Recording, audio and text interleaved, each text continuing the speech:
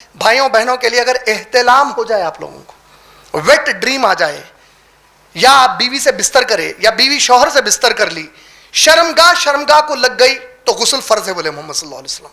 اس میں کوئی شرمانے کی بات نہیں ہے. ہمارے کن پرابلم کیوں آتا, ہمارے پاس عربی میں ہم لوگ قرآن پڑھتے, اما بابا عربی میں پڑھائے قرآن.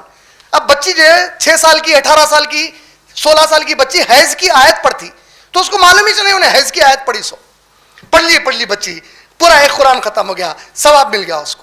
عرب بچی پڑھ رہی ہے ابھی, جس کی مدر ٹنگ عربک لینگویج ہے, انہیں حیض کی آیت پڑھ دی تو اما بابا کو پوچھتی ہے حیض کیا ہوتا, بولتی انہیں زنا کیا ہوتا, پوچھتی انہیں نہیں پوچھتی. تو اس کو نہیں پوچھا, نہیں تو نہ کو پڑھ بولتے قرآن بول سکتے.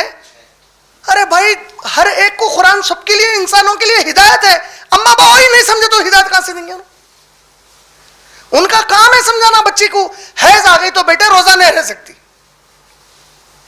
محمد صلی اللہ علیہ وسلم کے احادیث کھل کے ہیں ایسے ہی, ہم بیان نہیں کر رہے ہیں اس کے بارے میں. صحابیات سبحان اللہ, قربان ہمارے صحابیات پہ سے سمجھا رہے ہیں ان لوگوں کو. محمد صلی اللہ علیہ وسلم بی بی عائشہ رضی اللہ تعالیٰ عنہ کے ذریعے شرمگاہ سے مل گئی, فرض ہو گیا غسل بول رہے ہیں.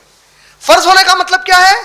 غسل کی تفصیلات, غسل وضو کی پوری تفصیلات صحیح بخاری والیوم نمبر 1 حدیث نمبر 135 سے 293 تک. اور میری کمپلیٹ ایک ویڈیو ہے جو لاسٹ ٹائم میں لاک ڈاؤن میں طہارت اور غسل پہ نکالا تھا, youtube.com/IREF ویڈیوز پہ بردر عمران اور غسل بول کے آپ لوگ مارو, پوری ویڈیو انگلش اینڈ اردو دونوں میں بھی ہے.